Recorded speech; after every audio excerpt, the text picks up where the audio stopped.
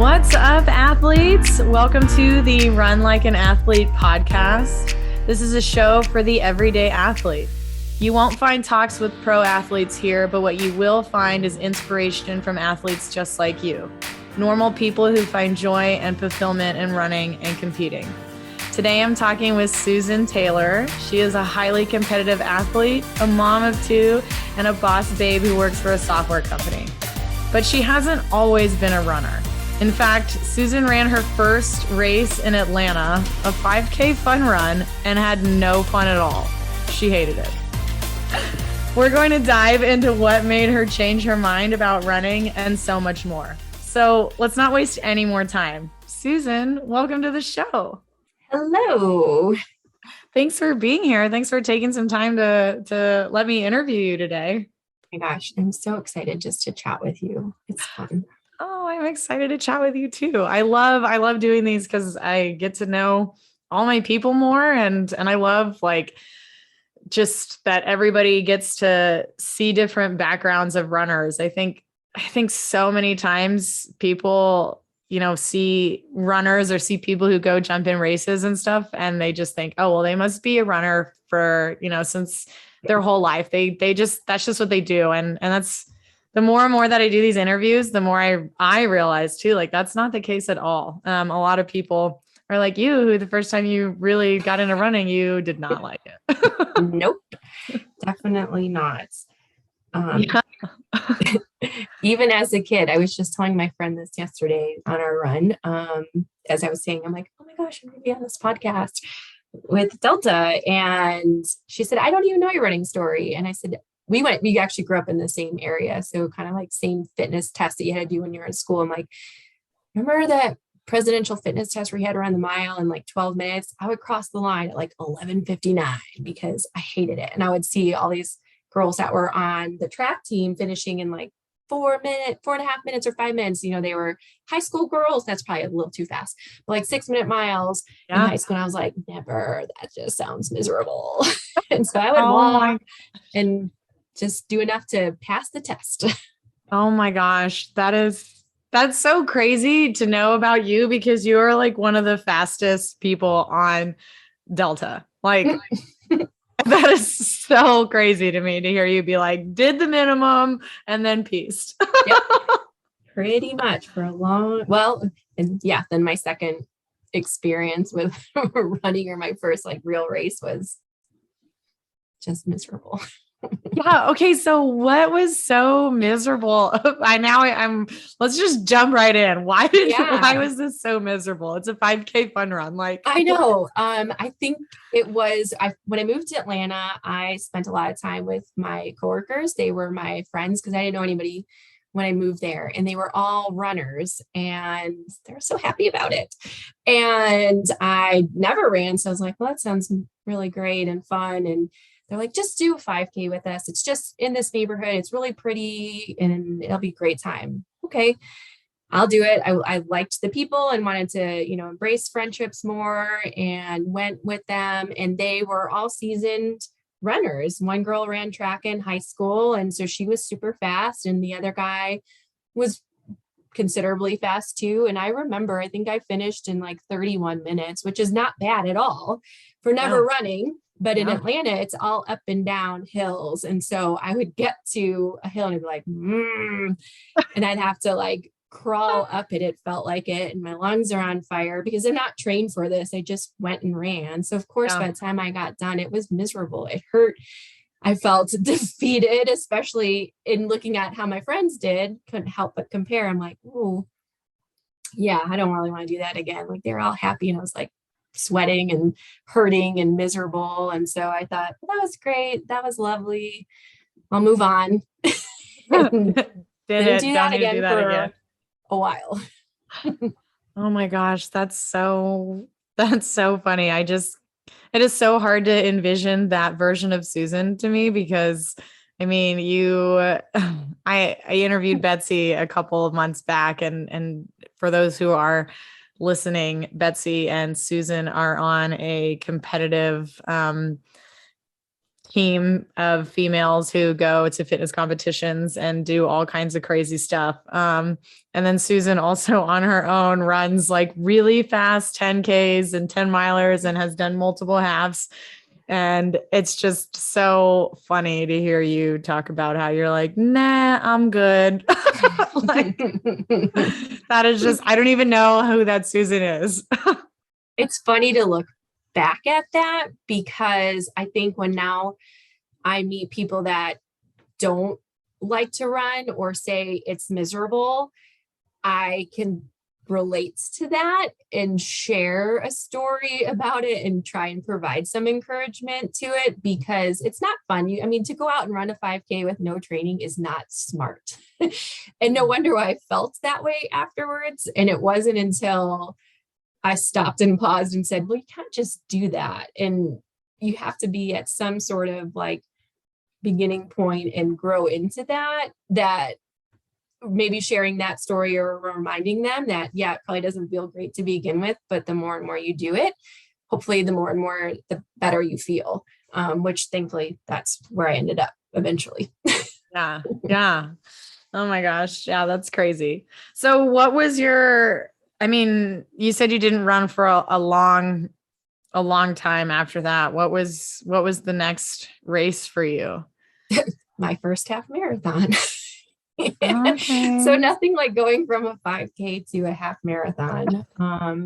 But yeah, I was still in Atlanta, and I had lost my sister in 2006 and got into a fitness community because I realized that, we're all pretty vulnerable when it comes to our health and wellness. And I'm the only person that's really solely responsible for that. I mean, genetics plays a part. And it just was this reflection moment of, I am susceptible to a heart condition. And if I don't take care of myself, I could have difficulties as I got older. So I got connected with a girl I work with who was friends with someone doing an outside boot camp. And in Atlanta, you can do it year round because it's lovely.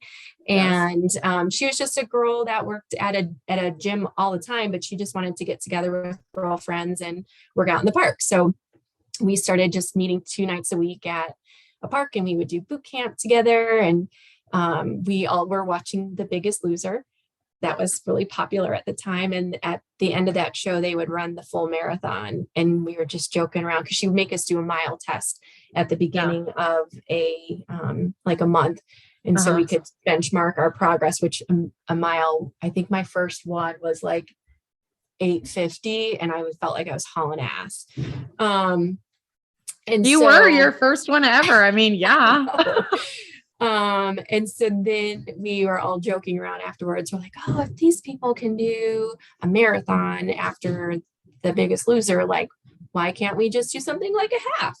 And so there was a local group training program at Fleet Feet in Decatur. And so we signed up for that. And our first run was 6 miles. And I was like, I've never run 6 miles in my life.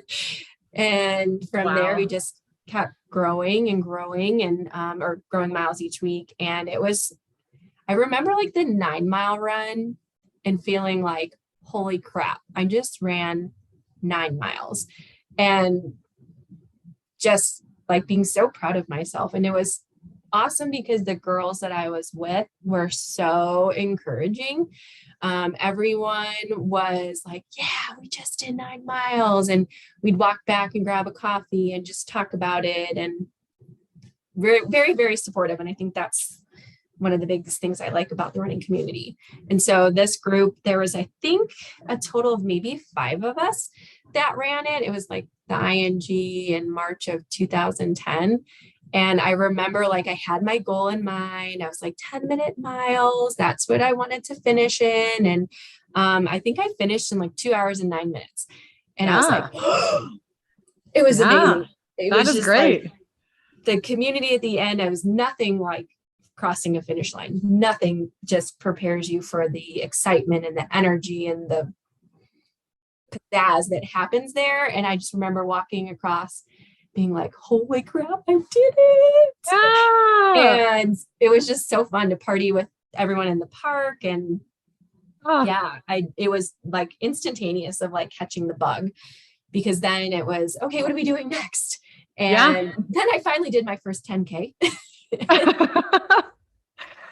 And then it was just from there on out, it was 2 halves at least a year. And I did a full marathon my first year in 2010. Wow. It's like half full. Wow. Why not? Yeah, why not? That's Susan, that's amazing. So, okay, take me back to that. Let's go back to that very first 6-mile run you ever did. And that was the first run that you did with an actual running group. What was that like mentally like for you walking up to Fleet Feet? I'm assuming it was early in the morning, maybe dark outside. Like, were you nervous? Were you excited? Were you like, why the hell am I here? Like, what was going through your mind? Yeah, it was, I would say the one great thing about that, and I think this is why running programs are so important, is like, I felt mentally prepared for it, because they gave us that week, like all your things that you should be doing in preparation for this week, like how to try and eat a little bit more carbs and like a protein, the night before, and then what you should eat before and how far in advance you should eat before the run. So I felt like really good about that, because I'm very good at following checklists. And so I knew exactly what I had to do that morning. And I actually had probably like a little less than a half-mile walk from where I lived to the Fleet Feet. So it was just kind of neat to walk down the hill and kind of get my mind right. And then at the store, the lead coach was very specific about how we would approach the run.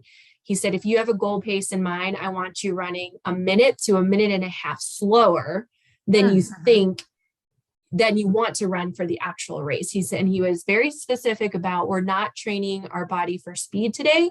We're training it for time on the course and time for running. Like, don't worry about how fast you're running. Get your body used to running this amount of time or this distance. And I was like, oh, okay.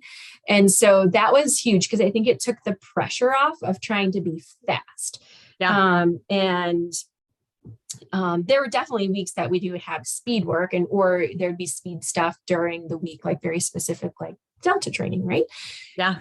You're focused on this at this point. And then your long runs, primarily they would all be a minute to a minute and a half slower. And then we would practice race pace as we got a little bit further into the program. So I felt mentally prepared. The energy was definitely buzzing, because I was like, oh my gosh, am I going to be able to do this? But I knew I was with friends and that we were going to support each other through it. So I felt comfortable with that. And then once you just get going, and I like to chat with my friends while we're running, that helped and was a good distraction. Yeah. Oh, good. Yeah. I think that's so important to go do these things with people who make you feel comfortable, because doing new things is scary. And, I think you know this, but I'm very big on, just because something is scary doesn't mean you shouldn't go do it. In fact, I live my life like, the scarier it is, that's probably means that I should probably be doing it, because it's going to be so rewarding. Think about it. If you had been like nervous and didn't have your friends with you, or, decided, oh, I can't go and do this because it's too nerve-wracking, like, you would never be where you're at right now. And that's huge.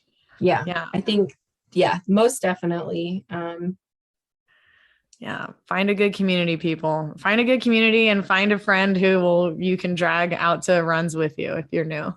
Yes. Or challenge you to do other things like that, that will say, oh, come on, we can do this, whether it's change the pace, or like a new activity, because I definitely sometimes still feel like I can be a little gun shy on that stuff. But if you're with people that are willing to try too, it's like, it feels less intimidating to get out there.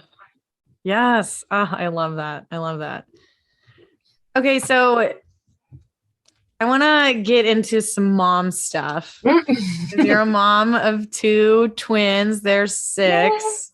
And before I hit record, everybody who's listening, Susan and I were chatting about a ski trip that they just went on, and her children's first ski trip ever. So how do you, as a mom who has dealt with, fears of doing new things before, how do you encourage your little ones to try things even though it might be scary or they might fail?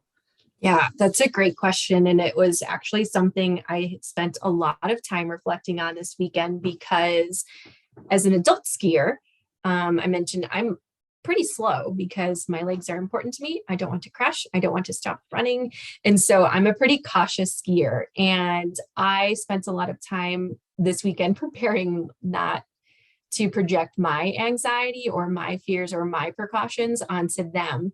And I will give Kevin, my husband, a ton of credit because he's really good about encouraging our kids to do these things. And he does a really great job of not projecting the fears that parents have on their children, where I'm like, don't do this, you might fall and you might get hurt, and go this way and avoid this, because I'm a worrywart and I want to put this little protective bubble on them. But we sent them natural. To ski, yes, but we sent them to ski school. So then that way I would not have to put that onto them. They learned from professionals, which was probably better.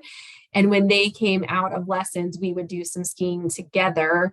And I just followed them. And I said, show me what you learned today. I want to see how great you are out on the slopes.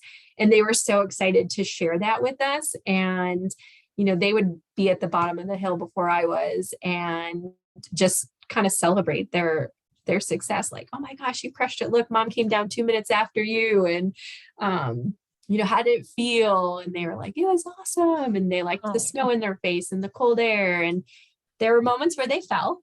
And at those points, I'm like, okay, I'd get up to them and say to myself, like, don't talk about the pain. Like, yes, ask them if they're okay, but let's get back up and keep going, because that's what you have to do, right? And there were moments where both of them were like splayed out, skis in opposite directions, and they needed their moments.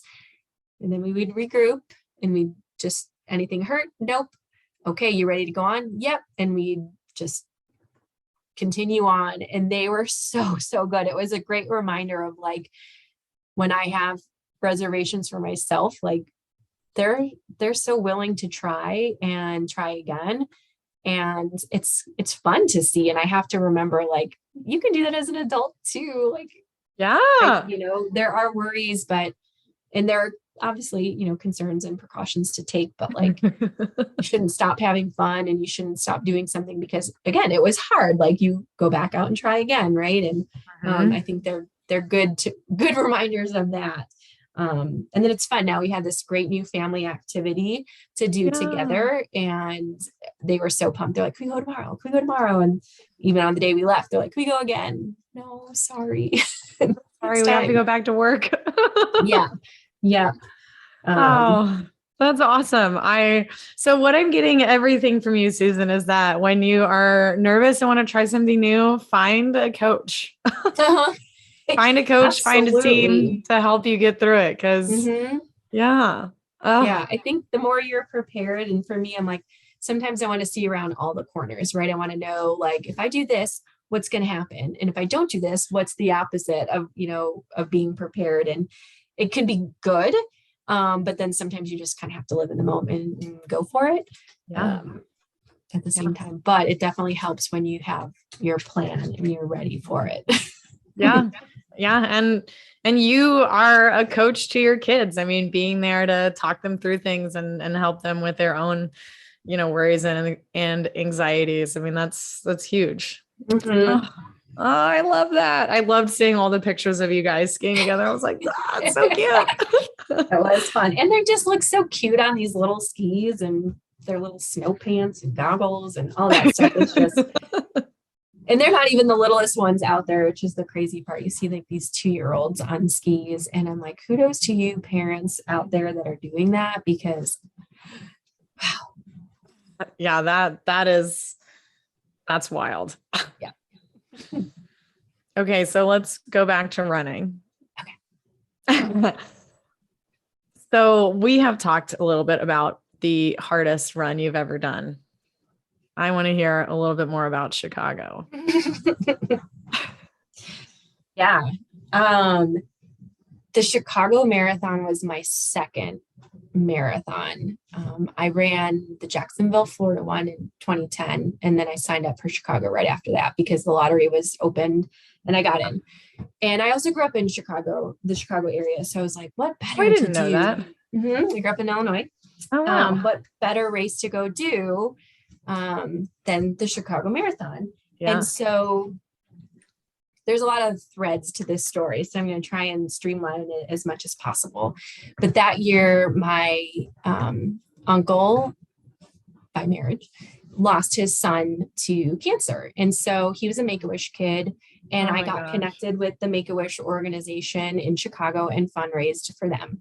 And so I had this big goal in mind of raising money for Make-A-Wish because it was really important for my family. They got this amazing trip with their son before they lost him. And so I did an awesome job fundraising. And I think overall I raised like $3,000 wow. for that, which in your 20s, when you're asking your friends to donate money, it's really, really hard. And so to meet that goal was just like, wow. And then on top of that, I feel like I had one of the best training seasons ever. Then not that I had trained for, many marathons, but like every run I did felt amazing. Yeah. And when I got to 20 miles, it didn't feel hard. And I was training in Atlanta where it was hot and it was hilly. And I kept thinking, I'm going to Chicago where it's flat. And and it's the fall, it's October, right? So it's going to be cool. And like, this is just going to be the race. And I had ran the Jacksonville full in 4:04. And so I had this big lofty goal that I was going to break 4 hours and felt ready because I was trained and my family was all coming, right? Kevin and I were dating at the time. And so our families were meeting for the first time. So there was like this big excitement. Oh my gosh. So much pressure. A lot of pressure for that. And then my friends were coming to the race or we were meeting after the race and they knew that like how much I had just gotten into running. And so it just felt like there was this spotlight on me but I was ready. Like I was so ready. And I remember walking to the race that morning and they were giving the weather report and they're like, it's going to be a hot one. It's going to be in the 80s by the time a lot of people finish. And I was like, that's not a problem. I trained in Atlanta where it's 85 and humid. I got this. And Kevin was there and he is so good about like finding his way around cities and seeing me on the course a couple different times. And about halfway through, I started to get some leg cramps and I was like, what's going on? And I'm like, I don't feel right. And so I tried to slow down my pace because I knew exactly where I had to be. Remember they gave you those like tattoos that you would put like your pace chart on. So you knew like where you were supposed to be at every mileage and what your cumulative time would be based on your pace. So I've got that tattooed on my arm and like checking my tracker. And I was like, I'm off. Something's not right. So I get to halfway and I was like, nope, it's getting worse. Like the leg cramps were coming on and I couldn't pick up speed. And I just started feeling like I was tired and hungry and thirsty. And I just didn't know what else to do. About mile 17, I get to Kevin and he's like, are you okay? He's like, you're well off your pace. And I was like, I don't feel good. I'm like, I think I'm dehydrated. And at this point, it's probably like 80 to 82 degrees. And I'm just like drenched. And then when if I remember correctly, you go from like being absolutely drenched to like dry, like nothing's coming out anymore. And I'm like, I don't feel like I can catch up and my legs are really cramping. So I had to switch to run walk. And I had already it's already 4 hours have gone by and I was like, this is bad. And I'm starting to now this mental block is coming in because I've missed my goal pace. And I'm like, what do I do? And all these people are waiting for me at the end. And I'm like, I literally cannot run anymore. And I was walking and I would try and like shuffle and I'd walk and then I'd shuffle. And every time I would do it, my legs just felt like they didn't bend anymore. They were just like locked. Oh my God. And I told him, I said, don't be surprised if I have to drop out. I mean, tons of people were dropping out that year because it was so hot. Yeah. And there were some pretty severe injuries and medical emergencies. But in my mind, I kept thinking while I was running, I'm like, this is temporary. I know how to fix it. Every time I saw water, I got it. I took frozen grapes from a stranger on the side of the road because I was like, I need that. You do that in races. You just do because you're like, you trust them. Wow. Yeah. And I just remembering like how painful it was. But then I kept thinking of these Make-A-Wish kids and how much more they endure on like, I'm going to cry, everyday basis for a lot of them. Right. And the family hardships. I'm like, this is 4.5 hours of my life now, 5.5 hours of my life. And this is nothing compared to what they have to deal with. And my pain is temporary where theirs is prolonged. And so that's what kept me going. And I remember like getting to 20 and 21 and 22. And I seriously kept thinking it's time to go. Like, I can't do this anymore, but I'm like, no, keep going, keep walking. You're going to get there. You're going to be fine. You're going to be fine. You're doing this for the kids. You're doing this for Brian. And I remember crossing the finish line and I just cried because there's a huge long corral to get to like where families are.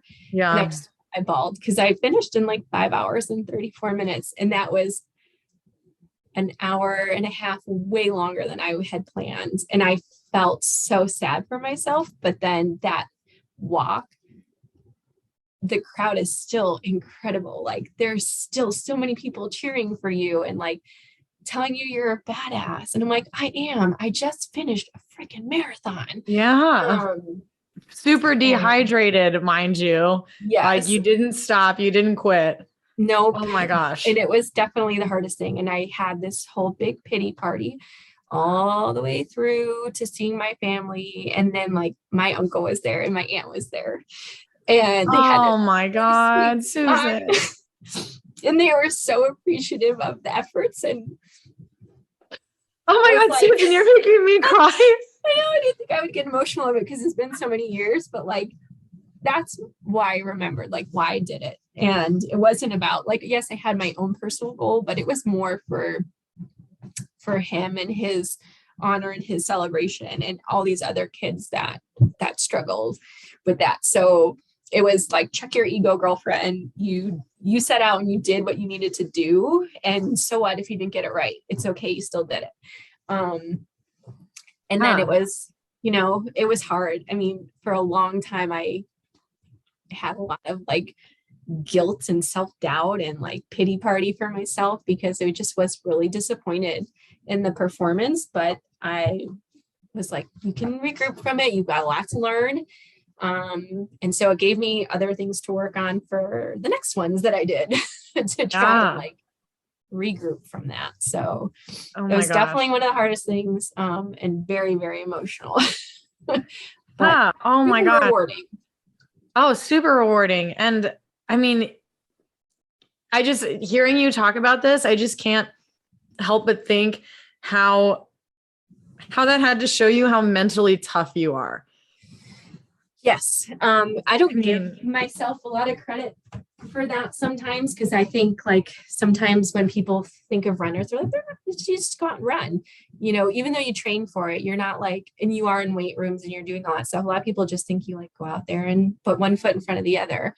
Mm-hmm. And if you don't know about it, even from a 5K distance to 10K, there's so much preparation and so much like mental battles and hurdles that you have to get over. You don't know unless you probably have done it. And it goes for a lot of things, right? But sure. Yeah, I think going back and looking at that day always makes me think like, you say it all the time too, like your mind gives out before your body does. And I have to tell myself that a lot when you try new things. And even when, like other activities that we do, like, I can do this. Like I'm preparing, I'm doing it. I can do it. I can do it. I think I can. I know I can.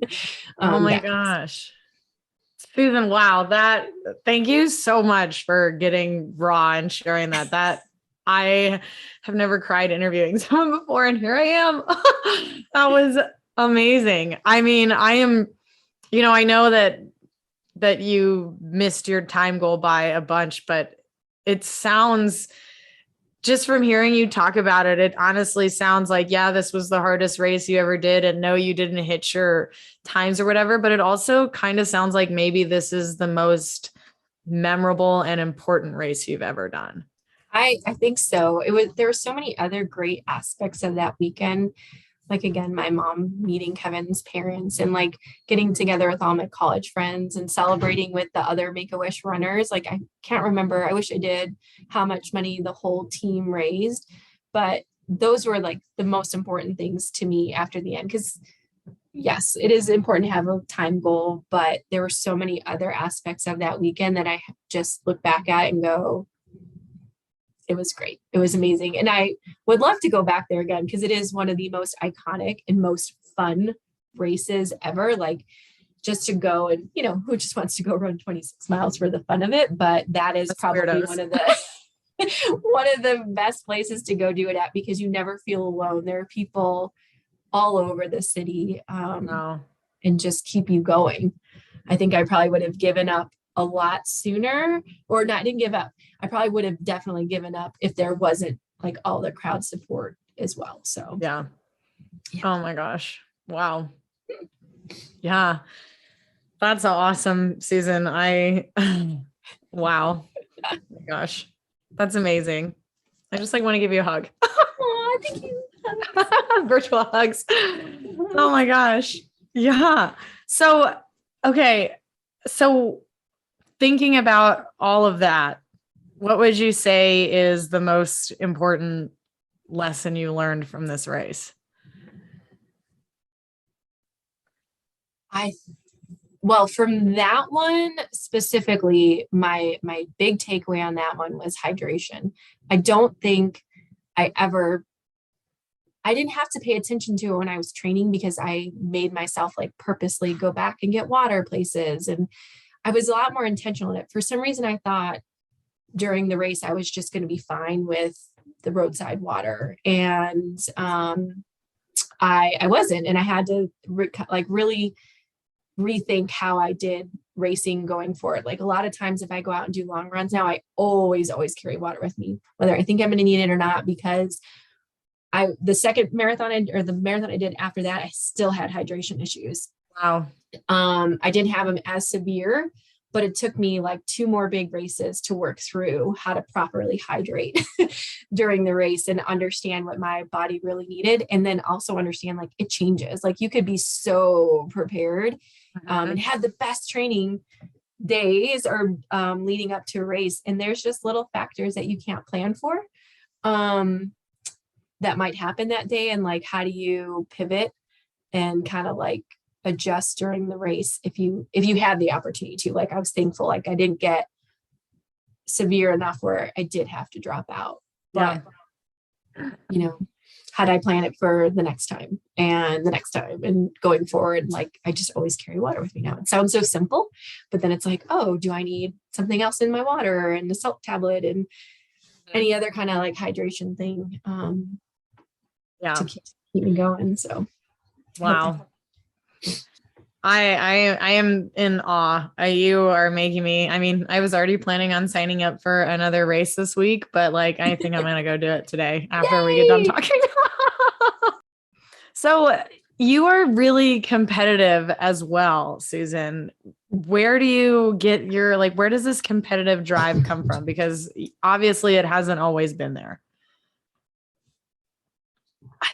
I don't know, because sometimes I don't feel like I'm the most competitive. I think it's like an internal thing.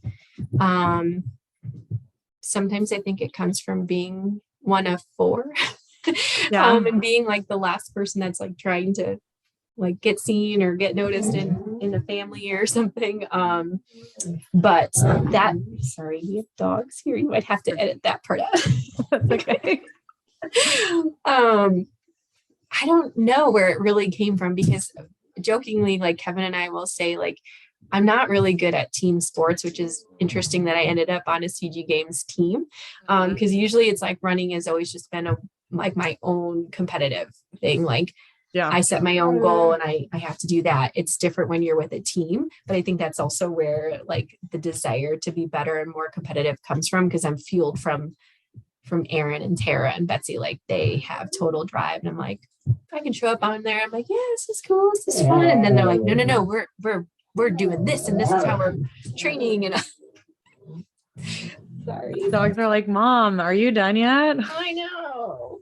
And that just helps like the drive, because I'm not like outwardly, I'm definitely more of an internal competitor. Like I want to do good, but I'm not going to be too loud about it. Like I'm just in my own head, like let's get this done, let's do this, let's do well, and I want to be on a podium, or I want to be in the top list or whatever like that. But I'm not, like, it's hard for me to say some of those things. Like I think when we were talking about the 10 miler, I'm like, I think this is my goal, and then afterwards I was like, you kind of get a goal in my mind, but I'm like, I only want to share it with one person, because I don't want to like put it all the way out there, but I know this is what I want to do, and I'm going to tell you that's what I want to do, so I have some accountability, and I'm just going to go ahead, put my head down, train, and get it done.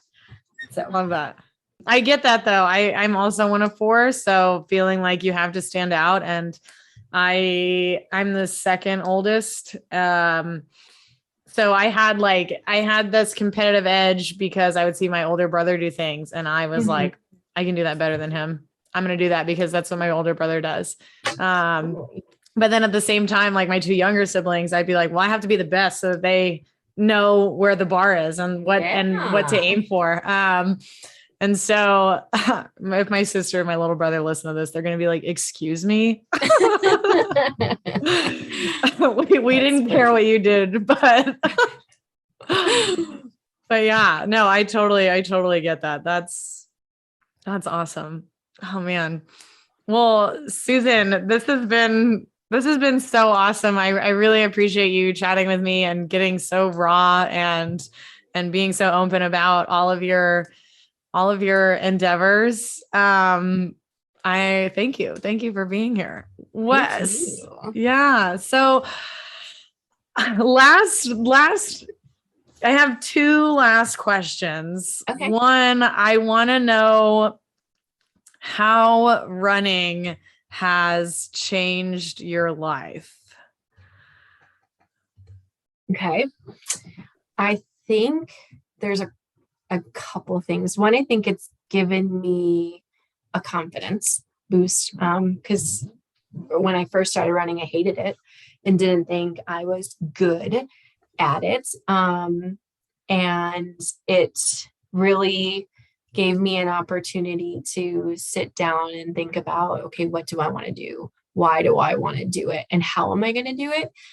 And seeing all those things come together and then accomplishing something just helped build my confidence. And then the more and more I did it, I got, that little competitive edge, because I thought, okay, if I did it this fast, can I do it a little bit faster? And can I set a new goal or a new PR, or at least keep it the same level, right? Because it changes race to race, but I think just being able to be intentional in the planning and practicing and training was a big confidence booster for me. I think I could walk away feeling really accomplished and satisfied too. Like, wow, I always, didn't always feel good after every single run, but I'd look back at it and go, wasn't bad because of A, B, and C, right? Got my miles in. I learned how to run up this hill more efficiently this time. And those little nuggets that you kind of take away each run or each race. And then I think the other part is like the community aspect. Like some of my very best friends are my running community. Like they're my people. They are the ones that you can go out and like, sometimes we don't talk. It's like, I just had a bad day. I just want to go run. Let's go burn off some energy and some steam. And they know, like, cool. Yeah, we're just running. And then there's times where you're like, blah, blah, blah, blah, blah, blah, blah, the whole time. And it's like, wow, 10 miles just went by. Wow, we're done already? Yeah. Because you're just chilling with your friends, and they're the best. They're the ones that, set the next race up or the next weekend or the next route and all that stuff. And they're just always ready to go. And it's I'm so thankful for the communities I'm just blessed to be around because they're awesome. Keep it Yeah. going. I love that. Oh my gosh. Yeah. Oh, It's really Susan. two things, but No, I love that. I think that's so great. I love that you have found confidence in running, and running has given you confidence because I mean, kind of like we mentioned in the beginning, so many people are like afraid to start running because they think, oh, I'm not going to be good at it, or I'm not confident in my running. I can't do it. And they have all these negative thoughts about it. So to hear someone like you, who that's where you were, and now here we are years later, and you feel more confident and sure of yourself. I mean, I just hope that anybody listening, that kind of gives them some hope and something, maybe they get a tiny bit more excited about running. I hope so. Yeah. So last question, Susan, I need to know for myself and everybody listening, what's next for Susan Taylor? What is next on the horizon? I definitely want to do another half marathon very soon. I had to postpone the one from January because I was hurt, and I'm feeling a lot better from that. And so I'm ready to sign up for one, but I'm at that fear factor, right? Like I want to push myself, but I don't want to push myself and re-injure myself. So I'm trying to like find a fun race to do where maybe it's not a time goal. It's just to get out there and finish it and have fun. And then maybe towards the end of the year, I'd like to go back and do that 10 miler again this year and see if I can meet or beat my time. Those are my running goals for this week. I love that. Or this year, I should say. This week. Sign up this week, Susan. I should, because it's the one I want to do for like a fun is actually in May. So it's kind of coming soon. So yeah. I think that you might have to get off of this and go sign up. Okay, only if you sign up for yours then. Okay, I will. Okay. Deal. I'll text you afterwards. Okay.